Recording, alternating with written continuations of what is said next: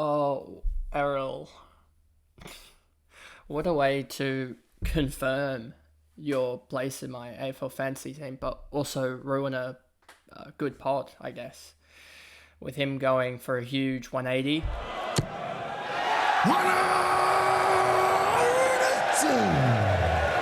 So yeah, let's now look into Errol Gulden and why he should be take that next step that we see and have another breakout year, and I think he will ton up this year. So if we go over to here, we'll go down here and we'll focus on Errol Gulden. So he was at 5.29% at halftime. I'm not even joking you, at halftime in the game. And if we look at this now, 14.66. That's not a pot anymore. What a way to ruin it, Errol. Just because you wanted a dart score of 180 doesn't mean that you can ruin a player of difference. You did too well. Horse, why didn't you pull him off at 3/4 time or even half time? But now let's look into this, and I'll be using it in conjunction with his scores last year, his centre bounce attendance, just to see what he does when he has good CBAs. Or, well, he didn't really ever get good CBAs. Like, I think his highest is about 25%. And we'll see why this, how he scored his CBAs in conjunction with these scores and the likes of his CBAs with the 50 odds. So if we look here and we look for Errol Gulden, where is he? Down here, 24. His highest was 24. So if we look at this round one game, at 24 he had 85. And then he had pretty good up until around 6 or so. He was above 10%. And against West Coast, he had a 99 on 13. How did he do against North?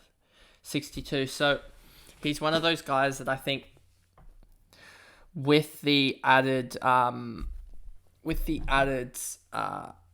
CBAs that he's going to be able to attend, I think you'll see him skyrocket in score because if we look here, well, that's just that's just my prediction because it doesn't actually align with anything. Because if we look at GWS and now Fremantle later on in the season, GWS he had only 8, and Freo he didn't have a single one, and he still scored well. So that's one thing that I think will help him, is that he doesn't need the CBAs to get decent scoring. And I think we just saw an output increase due to him, if we look again, due to him, I guess, being more trusted with the ball. And I think he is going to take up more of that facilitating role and leave Mills to be more of a inside, I guess, mid, or even floating back to that half-back line to fill in that hole, as they have really struggled, I guess, to find that sixth defender that's actually able to defend one-on-one, because Jake Lloyd really does struggle with it, and I think they're going to move on from him to likes of Campbell because I think he can do it better. So that opens the door for Gulden to come in, and I think he will, looking at this 10% average, I think he will, of CBAs. Obviously, Josh Kennedy isn't there, so you can spread that around, so that's up to, say, 13%. Ollie Florent as well, I think you take his CBAs out, and that'll get pretty much all the Gulden.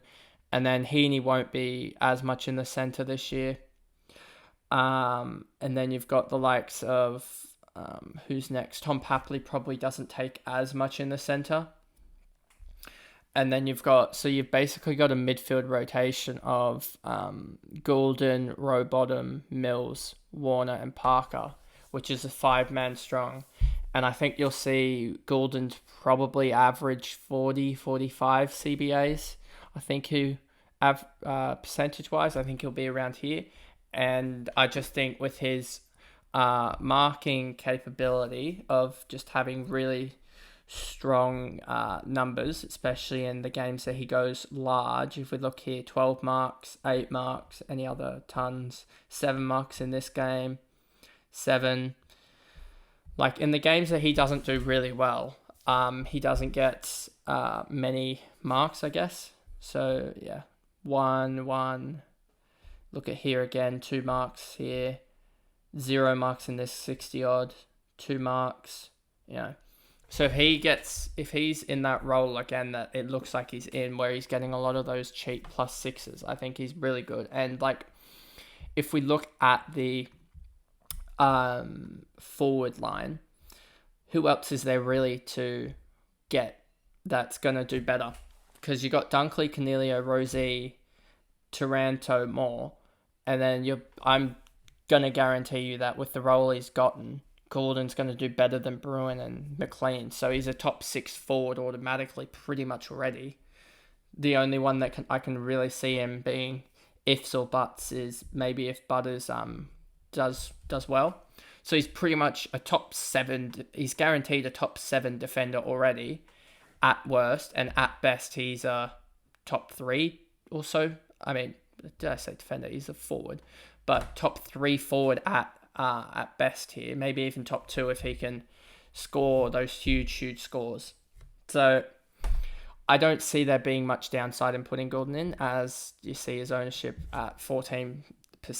I think that will skyrocket, and I think he's just a good choice to get into that Sydney side. And as we go more into pre-season, I think you'll see I think he probably starts round 1 around 21% owned, just because he's a cheap option. And I think with the way it lines up at the moment, there isn't much, as I said earlier, isn't much around him to go to. Like, there's no Cox, Himmelberg, Martin, they're not good options.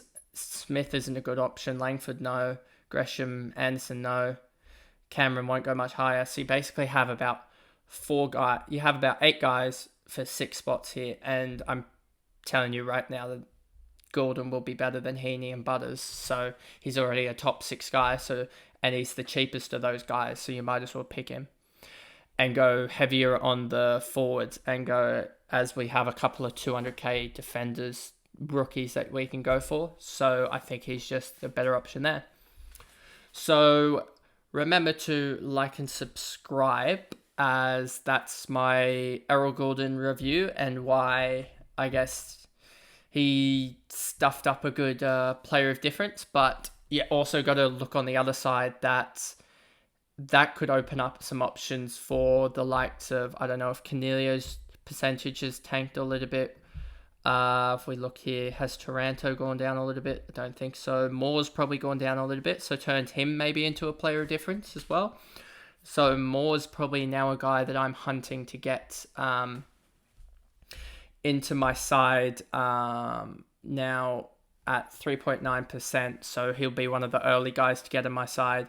And yeah, so like I said a little bit ago, remember to like and subscribe. There'll be other videos. I'm going to do some previews of the games, of the preseason games that we have the actual stats for, and go through them and really analyze who's the good options, who's bad options. Like, we've had some injury concerns already, and how that's going to reshape some teams, etc.